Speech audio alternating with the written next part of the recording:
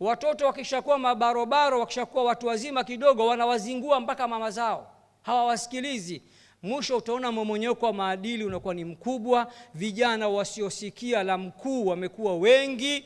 Sisi kama taasisi Al-Hikma Foundation tumeona miongoni mwa sababu na vyanzo vizuri vya kupunguza mmomonyoko wa maadili katika nchi ni kuwezesha ndoa kwa wingi na kwa wingi. Mheshimiwa mgeni rasmi, baada ya kusema hayo, naomba sasa nikwambie ya kuwa hili jambo sio jambo jepesi, kwa sababu mchakato wake huwa tunauanza muda mrefu.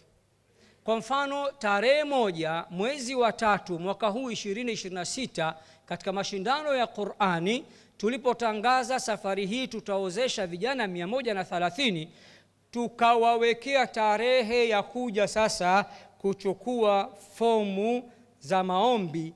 Vijana waliokuja na waliojitokeza ni maradufu ya hawa waliopatikana.